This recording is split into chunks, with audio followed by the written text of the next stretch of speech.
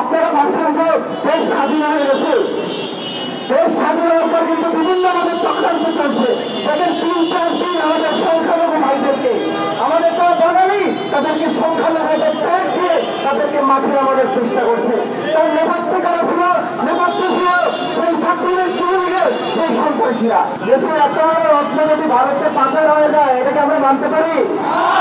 আমাদের আন্দোলন করতে হবে। আওয়ামী লীগ চায় শেখ হাসিনা এই রত্নকে ফিরে আসতে, আমরাও চাই এই রত্ন ফিরিয়ে আসবো। এই রত্নকে দেশে ফিরিয়ে আসতে হবে, যে কোনো ভাবে আমাদের লাগে আবার যুদ্ধ করতে হবে, আবার আন্দোলন করতে হবে, কিন্তু এই রত্ন ভারতকে কোনোভাবে রাখা যাবে না।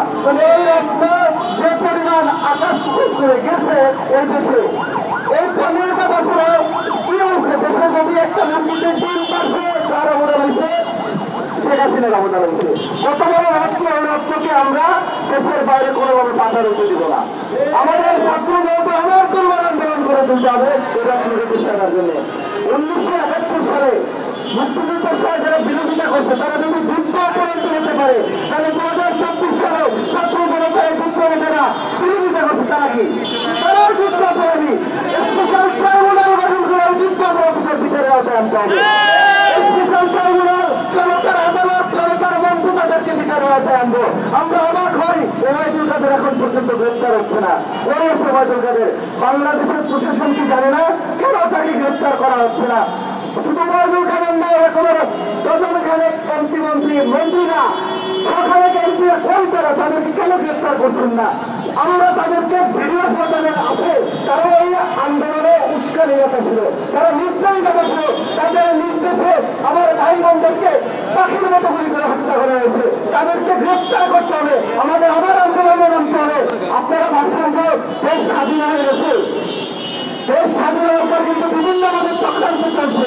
তাদের 3-4 দিন আমাদের সংখ্যালঘু ভাইদেরকে, আমাদের তারা বাঙালি, তাদেরকে সংখ্যালঘু ট্যাগ দিয়ে তাদেরকে মাঠে নামানোর চেষ্টা করছে। তার নেপথ্যে কারা ছিল? নেপথ্যে ছিল সেই ঠাকুরের যুবলীগের সেই সন্ত্রাসীরা। আপনারা দেখেন এই যে আনসার বিদ্রোহ একটা চেষ্টা করেছিল কয়েকদিন ধরে, সেই আনসার বিদ্রোহের নেতৃত্বে কারা ছিল? আমরা পরবর্তীতে দেখেছি সেখানে সেই ছাত্রলীগ যুবলীগের সেই সন্ত্রাসীরা নেতৃত্ব দিয়ে গেছে।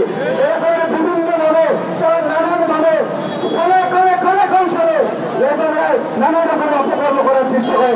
আমরা স্পষ্ট করে বলে দিয়েছি, আমরা স্বাধীনতা অর্জন করেছি, এটা রক্ষা করতে যদি আবারও ওদের বিরুদ্ধে যুদ্ধ করতে হয়, আমরা সশস্ত্রভাবে ওদের বিরুদ্ধে যুদ্ধ করার জন্য প্রস্তুত আছি। আমরা সরকার তো আমরা গঠন করে দিয়েছি, তাদের কাছে আমাদের দাবি থাকবে বৈধ দাবি, দেশ রত্নকে আমাদের রত্নকে আমাদের কাছে ফিরিয়ে দিন। আমরা রত্নের বিচার, আমরা সাধারণ জনতা, আমরা আদালত ট্রাইব্যুনাল গঠন করে তার বিচার করবো।